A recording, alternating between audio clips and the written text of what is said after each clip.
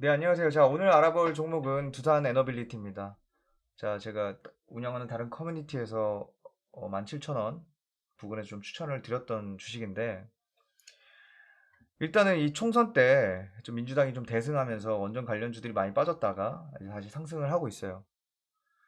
제가 이때 추천을 드린 이유는 일단 정치적인 이슈로 빠졌는데, 일단은 이 원전이 중요해지는 지금 이 산업 트렌드가 변하지 않았다, 훼손되지 않았다라고 판단을 했고요.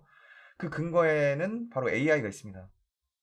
이제 엔비디아가 주도하는 지금 AI 시대가 지금 시장이 주목을 하고 있는데, 이 AI 시대가 본격적으로 우리 산업에 들어오려면 이 24시간 엄청난 전력을 소모하는 데이터 센터가 필수적이에요.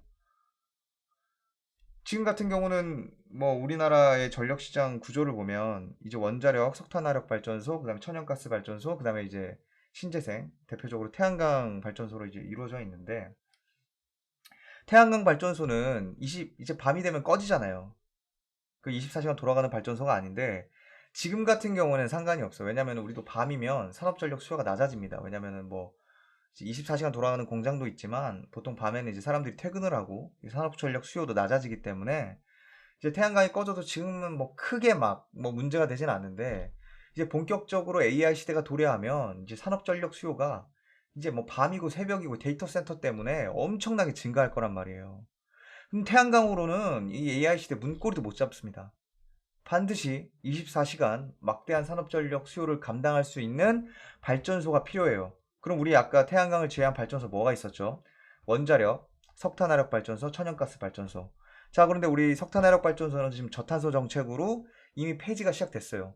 그게 10년만 지나도 우리 대한민국에 남아있을 석탄화력 발전소 몇 개 안 됩니다. 다 사라져요. 지금도 폐지를 계속하고 있고.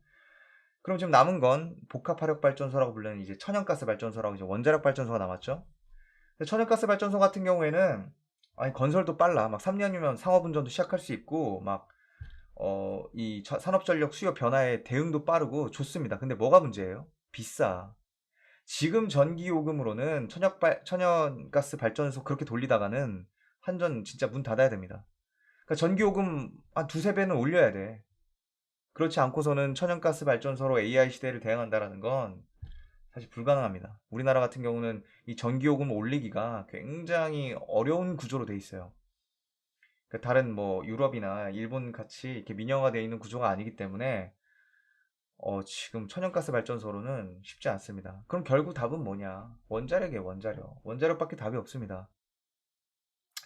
이제 AI 시대를 준비하기 위해서 대한민국이 선택할 수 있는 옵션은 저는 원자력밖에 없다라고 생각을 했고, 그래서 저 역시도 이 하락 이후 121선에 올라탔을 때 매수를 했고, 저도 이제 17,000원대까지 올라서는 거 보고 아 요거는 이제 매수해도 된다, 이제 여러분들께 추천을 드렸던 거예요. 뭐 다행히 뭐 잘 맞아떨어졌고, 지금 이 핑크색 보시면 돈이 들어온 건데, 아, 돈 아주 잘 들어오고 있어요. 이렇게 지금 주가가 상승해도 돈이 계속 들어오면서 이 고점을 유지하고 있잖아요. 굉장히 좋은 흐름입니다. 더 갈 거라고 봐요. 근데 이게 또 두산이 또 참 이 주주들을 또 뒤통수를 치는데, 이제 두산 에너빌리티의 알짜 자회사 중 하나인 두산 밥켓을 로보틱스로 이관한다고 발표를 했어요. 두산 에너빌리티 작년 영업이익이 1.4조인데 두산 밥켓 영업이익이 1.3조예요. 그러니까 그 말은 뭐냐? 모회사가 벌어들인 돈의 90% 이상이 두산 밥켓 딱 하나의 자회사로부터 다 나온 겁니다. 그러니까 두산 밥켓으로부터 나온 영업이익이 모회사의 거의 전부고, 그리고 두산 밥켓으로부터 받는 이 배당금이 연간 한 8, 900억 정도 돼요. 근데 그거를 포기를 하겠다는 거예요.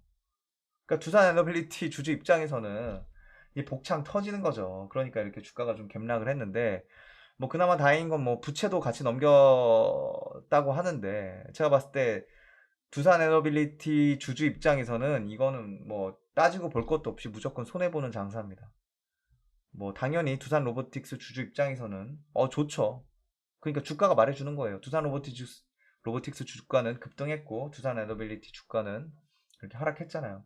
그나마 다행인 건 지금 상승 트렌드를 훼손시킬 만한 그 사이즈의 음봉이 떨어지진 않았고, 다행히 좀 하락을 돌려 세우면서 좀 지금 상승 트렌드는 유지하고 있어요. 그래서 저도 아직 뭐 매도는 안 했는데 조금 더 지켜보면서 지금 상승 트렌드를 유지하는지는 좀 지켜볼 겁니다. 왜냐면 제가 지금 두산에너빌리티를 매수를 결심했던 그 사고의 메커니즘 자체는 뭐 따로 변한 게 없어요. 상황이 변한 건 없고 훼손되진 않았고 좀 아쉬운 그런 일시적인 일회성 이벤트가 발생한 거에 대해서는 뭐 지금 좀 받아들여야 되죠. 이렇게 주가가 일부 좀 조정을 받으면서 받아들여야 되는 상황인데 일단은 뭐 아직 평단가도 지금 좀 여유가 있고 일단 좀 아쉽지만 좀 지켜보겠습니다. 근데 참 이런 게 참 아쉬워요. 그러니까 미국 기업들은 이 주주이익을 정말 최우선의 가치로 한다는 게 이게 느껴지거든요. 투자를 하면. 그러니까 예를 들어 이 빅테크 기업 중에 하나가 뭐 내가 어닝이 미스가 나서 막 실적이 막 너무 안 좋게 나왔어. 컨센보다 너무 낮게 나와서 시장이 실망을 해서 막 10% 폭락을 했어요. 그러면은 바로 이 주주들에게 미안하다고 바로 그 뭐 막 조 단위의 대규모 자사주 매입을 공시를 한다든가 배당을 바로 발표합니다. 시간 안 끌어요. 그러면 주가가 뭐 이렇게 막 폭락했다가 보합으로 올라온 거에서 끝나는 게 아니라 오히려 상승해서 끝납니다. 왜냐? 이 기업은 주주들을 위하는 기업이니까 그냥 믿고 기다려줄 수 있다는 거예요, 주주들은. 그렇게 빅테크 기업들의 주가는 끊임없이 우상향했습니다. 수십 년간. 근데 이런 마인드 자체가, 이런 마인드셋 자체가 달라요. 한국 기업들은. 그러니까 본인들 어려울 때는 막 뭐 유상증자다, 물적 분할이다, 어떻게든 주주들 주머니로부터 현금 끌어내려고 하고, 이렇게 조금 뭐 풀려가지고 좀 된다 싶으면은 이렇게 또 잔머리 굴려서 또 뒤통수 칠 생각하죠. 뭐 어쩔 수 없습니다. 근데 이 대한민국이 아직 후진 금융 국가이기 때문에 좀 미국이나 일본 같은 그런 그 선진 금융 문화를 따라가려면 아직 좀 많이 멀었고 좀 아쉽지만 우리도 뭐 주어진 환경에서 우리가 최선을 다할 수밖에 없습니다. 불평한다고 우리가 해결할 수 있는 문제가 아니잖아요. 그러니까 반드시 제가 계속 말씀드리지만 미국 지수 투자는 반드시 병행하시고 뭐 오르든 떨어지든 상관없습니다. 그거는 그냥 적금 넣듯이 매년 평생 S&P 500, 나스닥 100 ETF는 평생 그냥 달러로 모아가시는 거예요. 그거는 여러분들 은퇴하기 전까지 절대 팔지 마시고 그냥 이건 없는 돈이다 생각하고 여러분들 은퇴할 때까지 모아가시면 정말로 정말로 진짜 노후 걱정 없이 사실 수 있다.